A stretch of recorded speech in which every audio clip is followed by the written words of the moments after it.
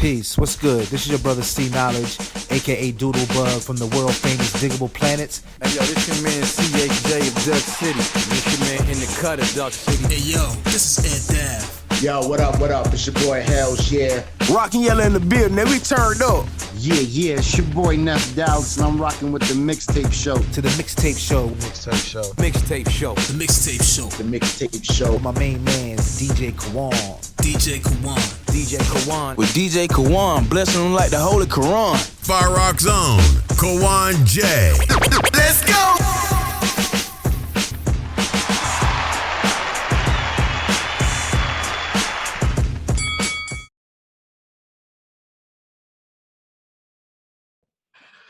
All right, welcome back to the Mixtape Show. It's time for the Artist of the Week interview, and the Artist of the Week interview is brought to you by Art by Guilty Da Vinci, and this week we're brought to you by the Woo Worldwide DJ Coalition. And on the other line we got, she's a lyricist, singer, songwriter. She's part of the Wu-Tang family. We got Miss Wonda Woman in the building. How are you doing today, ma'am?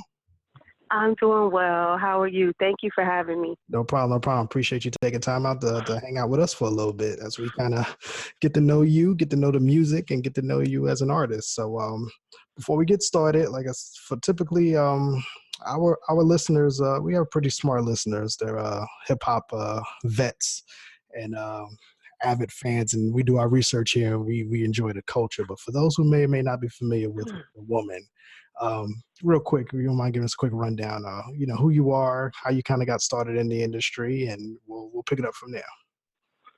Okay, well, my name is Salima. I go by the alias of Wonder Woman. That was a name that was given to me by Capadonna from Wu-Tang.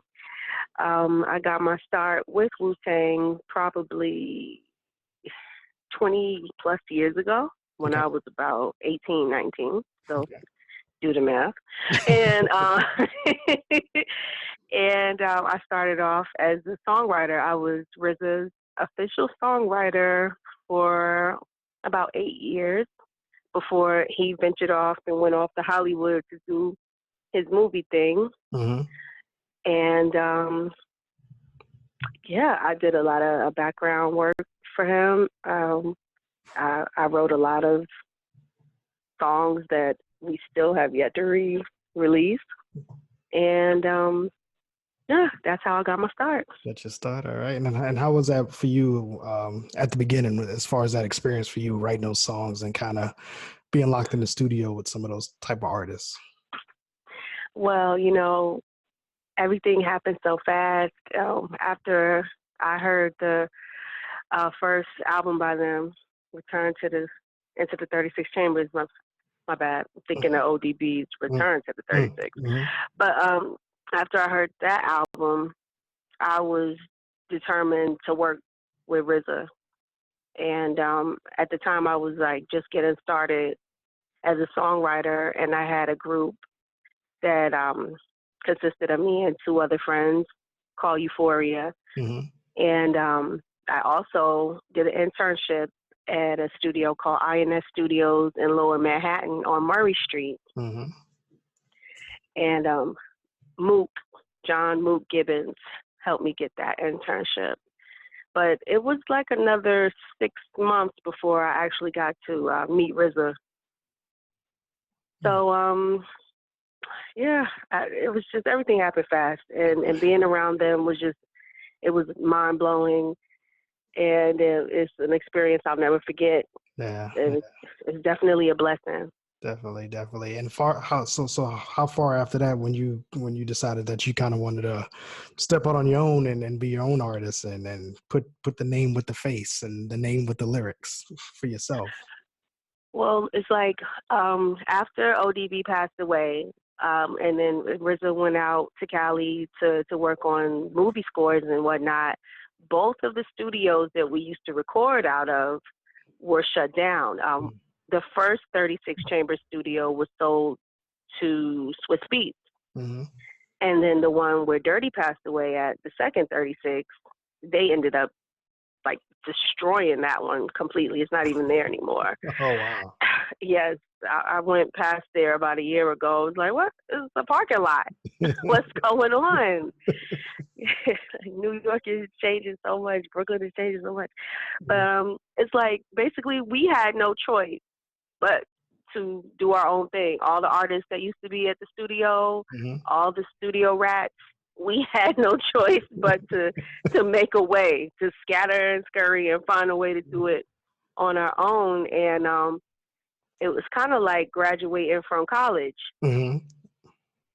And it was like, okay, I got all of that experience under my belt. Now what do I do?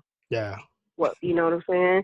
So what do I do with this? And for a while, because when I was at the studio all the time with RZA, 1 minute he would be like, you just need to be a songwriter.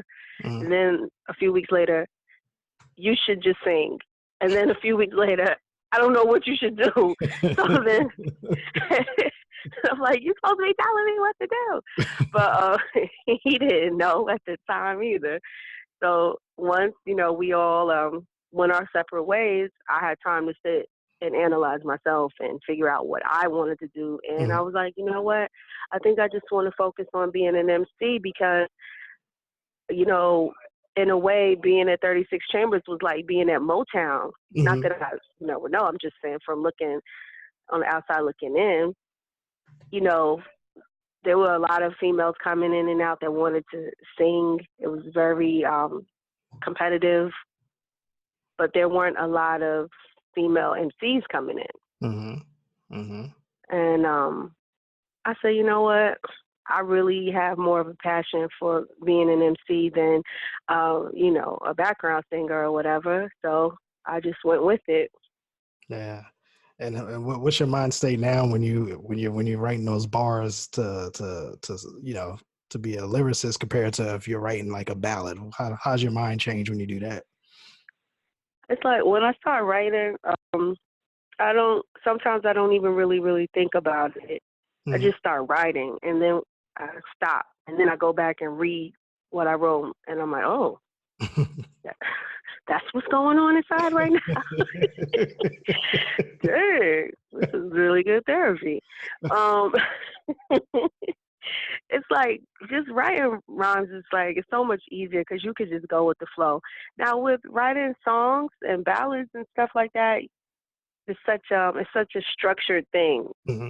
Like you have to write your first verse and then your chorus and then your second verse and then your bridge and then the chorus again and then how are you going to exit and do you want to put somebody on it and let them do a little 8 bars or whatever. It's just so structured and that was the thing that really used to bother me with R&B and singing.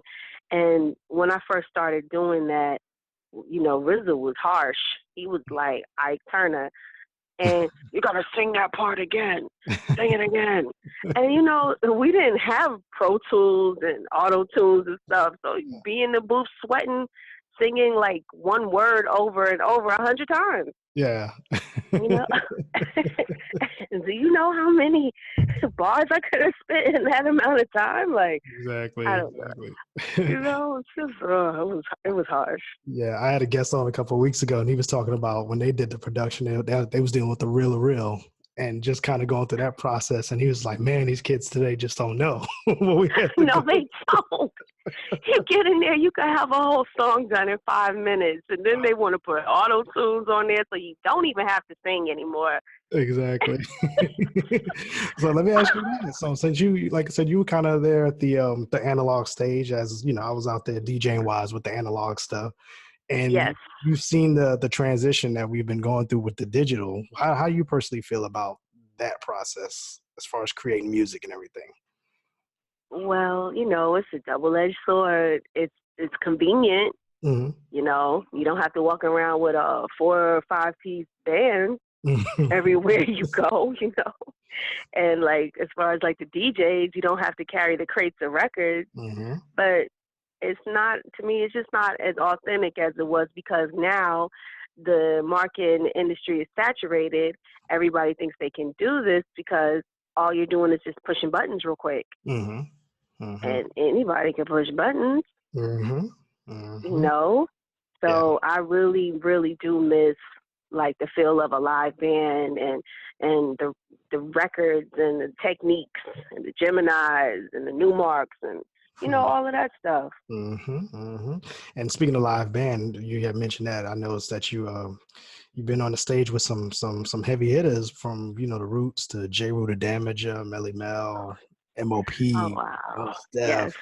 And just hearing that alone, that's like my dream concert. So how when you hear those names, knowing that you shared the stage with those type of names, and wow. How does that feel for you? Sometimes you get so caught up in the everyday hustle and bustle that you forget a lot of things. And for you to say that right now, it's like, oh, yeah, I remember that. It's surreal, because when these events were happening, like I got to perform at Melly Mel's 50th birthday party at BB King's at the now defunct BB King's. I was about to say, R.I.P. to BB King's. I know, like, can you believe they closed? They're closing all the real venues in New York. It's terrible. Damn gentrification. I know. Oh my God! Don't get me started on that. Get me started on that. What kind of world do we live in? That event alone, though, Melly Mel's birthday party is like you had Kool Herc in the building. You had the surviving members of the Force MDs in the building, J. Rue the Damager. I did my set. Lady Luck was there. And Capadonna was there. Nice Prince came through to support. And it's like after I did my set, I look up and Questlove and Black Thought are coming on stage. And I'm like, oh my goodness, what? And it was just unbelievable. And then J. Rue comes on stage, and then Cap is there, and that was just a remarkable event. And it's just being around them was so motivating. Grandmaster Caz was there, and I'll never forget that. Yeah. And so what does a Wonder Woman stage show look like right now? If I were to come watch you perform, how would you explain that to everybody? Well, you're gonna, I'm sorry, I'm not gonna have a bunch of twerking. We're perfectly okay with that here in this show. I don't have a bunch of girls busting down in the splits. I don't have background dancers. I was thinking, like, should I get some background dancers? But what you're gonna get is like a real MC giving it to you, lyrics. You know what I'm saying? I'm not gonna be, depending on my backing vocals and backing tracks and stuff. You're gonna get real hip hop. You're gonna get some real hip hop. I might sing a hook or two, but you get a hip hop in a raw form. Yeah. So who are some of the people that you study coming up that made you really want to do this? Well, I love Run DMC. I loved Houdini. I love the first female MC that I ever heard really was Roxanne Shante, Can't Even Front. And then later on, I got into real Roxanne. And then I got into Sparky D. She was a friend of my sister's. KRS-One, Boogie Down Productions. My sister also went to school with KP, Kenny Parker. And so I met him when I was like about 7 years old, when I had to tag along with her to cheerleading practice. He was on the football team at Abraham Lincoln High School in Brooklyn, New York. And that was just outstanding. He still looks the same. He looks exactly the same, which is just weird. I don't know what he's drinking. I don't know. But as far as female MCs though, like MC Light, I think she was my favorite. When I heard Paper Thin, that just blew me away. Yeah.